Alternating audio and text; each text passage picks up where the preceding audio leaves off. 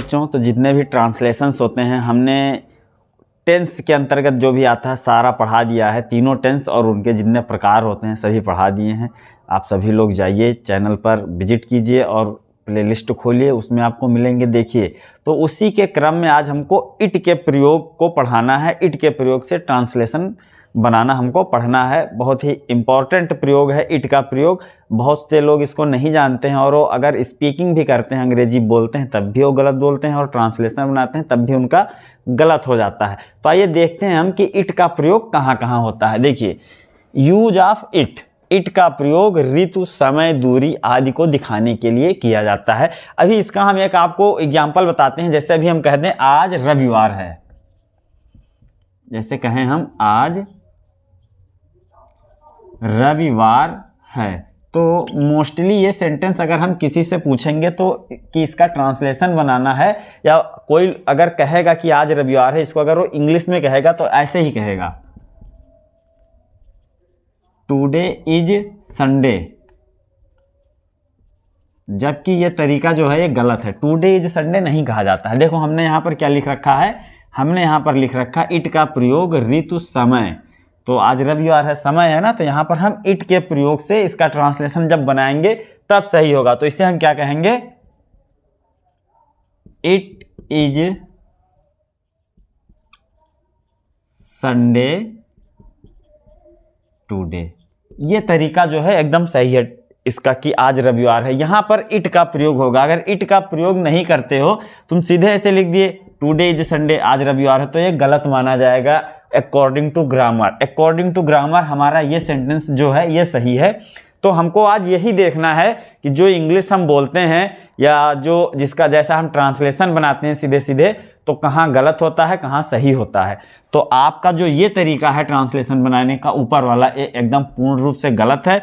ये ट्रांसलेशन आज रविवार है तो इसमें इट का प्रयोग करके बनेगा इट इज संडे टुडे। चलिए और अन्य एग्जाम्पल देखते हैं। जैसे 10 बजा है, अब 10 बजा है। देखो समय आ गया, अब 10 बजा है, तो इसका ट्रांसलेशन बेटा ऐसे बनेगा it is 10 o'clock, it is 10 o'clock now. अब 10 बजा है, ठीक है, इतना आप नोट। तो देखिए आपने उसको देखा। अब दूसरा एग्जांपल देखिए, जैसे यहां पर लिखा है आज मौसम बहुत अच्छा है, आज मौसम बहुत अच्छा है। अब इसका ट्रांसलेशन देखिए कैसे बनेगा। इसमें इट का प्रयोग करके ही बनेगा। इसका ट्रांसलेशन बनेगा बेटा it is very pleasant weather today. इसको अगर आप सीधे ऐसे बना दोगे today is very pleasant weather, तो गलत हो जाएगा। ये तरीका एकदम सही है, ठीक। जैसे दिसंबर का महीना था, दूसरा ट्रांसलेशन देखिए, दिसंबर का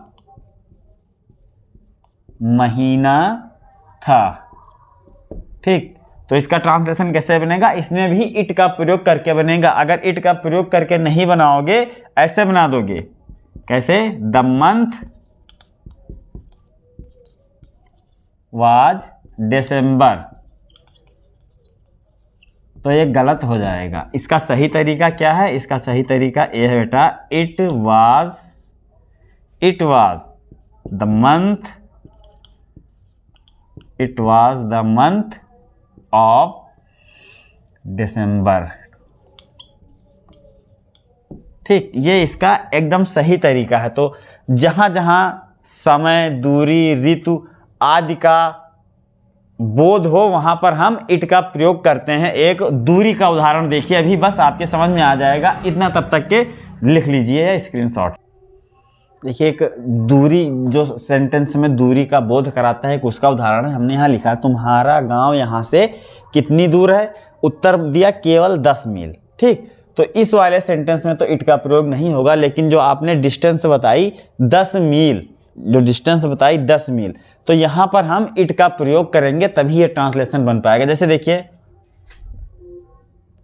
ये लिखा है how far is your village from here. देखिए how far is your village from here, तुम्हारा गांव यहां से कितनी दूर है। अब जब आप उत्तर बताओगे केवल 10 मील, तो क्या लिखोगे, इट इज 10 माइल्स ओनली। आप केवल उत्तर में इतना नहीं लिख सकते, जैसे कि यहां पर हमने क्या लिखा, केवल 10 मील, इट इज 10 माइल्स ओनली हमने लिख दिया। अगर आप सोचो कि ये जो लिखा है केवल 10 मील, केवल हम इसकी अंग्रेजी लिख दें ओनली, आप केवल सोचो कि हम ये लिख दें ओनली 10 माइल्स, ये लिख दें ओनली 10 माइल्स, तो ये तरीका गलत है। जो एक्यूरेट तरीका है, सही तरीका है, वो ये है it is 10 miles only due to grammar. Grammar के अकॉर्डिंग जो है एकदम सही तरीका ये है। तो हमें ये ध्यान रखना है कि इट का प्रयोग जहां कहीं भी दूरी, समय आदि का बोध कराए वहां पर हम इट का प्रयोग करेंगे, बिना रुके बिना सोचे आप इट का प्रयोग कीजिए, अन्यथा आपका जो सेंटेंस है वो गलत साबित हो जाएगा। अब इसके आगे हम एक एग्जाम्पल और देखते हैं, बस इट का प्रयोग पूरा हमारे समझ में आ जाएगा। जैसे एक एग्जाम्पल है, वहां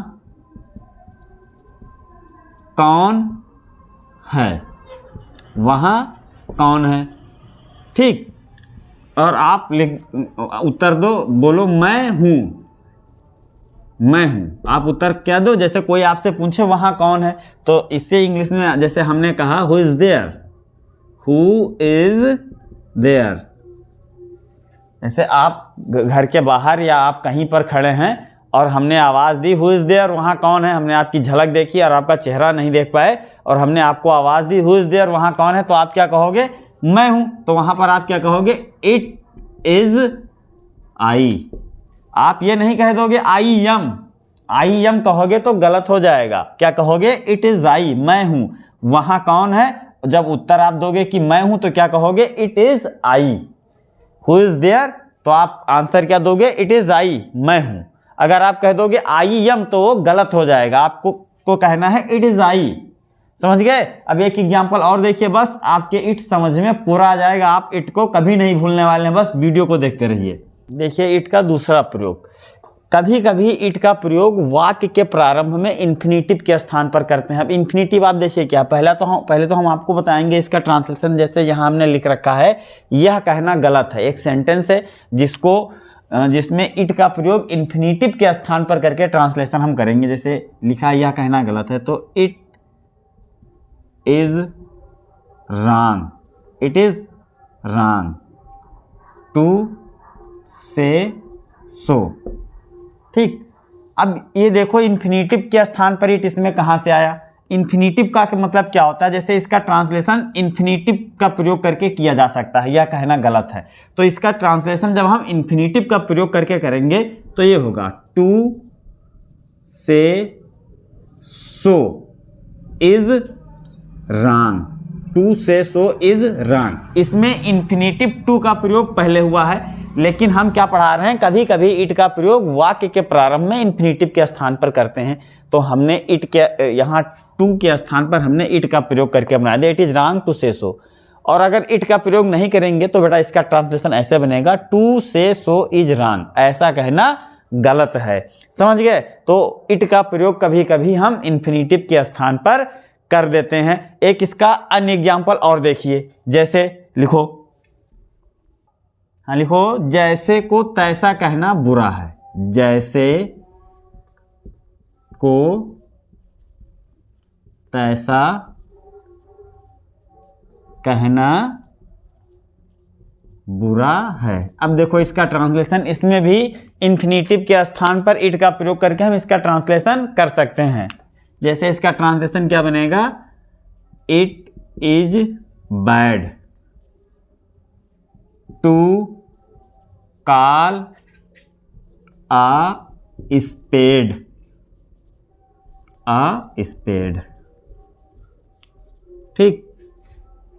जैसे को तैसा कहना बुरा है। यहाँ पर जो इट है ये इन्फिनिटिव के स्थान पर इसका प्रयोग हुआ है, और इसको अगर हम इन्फिनिटिव के रूप में ट्रांसलेशन करें बेटा तो ऐसा होगा, to call a spade is bad. दोनों प्रकार से हमने आपको बता दिया। यहाँ जो इट है ये इन्फिनिटिव के स्थान पर हुआ। इन्फिनिटिव क्या है? टू। इन्फिनिटिव के बारे में हम डिटेल से पढ़ाएंगे। इन्फिनिटिव बस इतना जान लो, इन्फिनिटिव किसे कहते हैं? टू प्लस वर्ब की फर्स्ट फॉर्म बराबर इन्फिनिटिव होता है। टू प्लस वर्ब की फर्स्ट फॉर्म बराबर इन्फिनिटिव होता है। इन्फिनिटिव के बारे में हम आपको बाद में पढ़ाएंगे, अभी हम सीरियल से पढ़ा रहे हैं ट्रांसलेशन बनाना। तो इन्फिनिटिव के स्थान पर कभी कभी हम वाक्य के प्रारंभ में इट का प्रयोग कर देते हैं, जिसके हमने आपको ये एग्जाम्पल बताए हैं। तो आप जितना अधिक अभ्यास करोगे उतना अधिक आपको अंग्रेजी का ट्रांसलेशन बनाना आएगा। और दूसरी बात है कि हम किसी चीज़ को ट्रांसलेशन बनाना तभी सीख पाएंगे जब उसे हम अपनी आदत में ढालेंगे। जैसे आपको जो भी डेली यूज वाले सेंटेंस हैं या वाक्य हैं जो आप अपने दोस्तों से अपने घर पर प्रयोग करते हो, तो कोशिश ये करो कि उन्हें हम इंग्लिश में बोलें। आपके सामने कोई चीज़ पढ़े तो आप कोशिश करो कि अगर ये चीज़ हमको इंग्लिश में अपने दोस्त से कहनी हो, जैसे आप अपने दोस्त से कहो कि यार मुझे टहलने जाना है, तो अगर आप कोशिश करो कि ये बात को हम अपने दोस्त से अंग्रेजी में कैसे कहेंगे, तो जब आप ये कोशिश करोगे तो आपके अंदर एक जिज्ञासा जागेगी शब्दों को सीखने की, कि हिंदी में इसका मतलब ये होता है टहलना, तो अंग्रेजी में इसको क्या कहेंगे। और जब धीरे धीरे आप शब्दों को अंग्रेजी में जानोगे तो धीरे धीरे आप वाक्य बनाने लगोगे। तो इस तरह आप अभ्यास करते रहिए और अंग्रेजी हमारे साथ सीखते रहिए। अब मिलते हैं कल एक नए टॉपिक के साथ। धन्यवाद।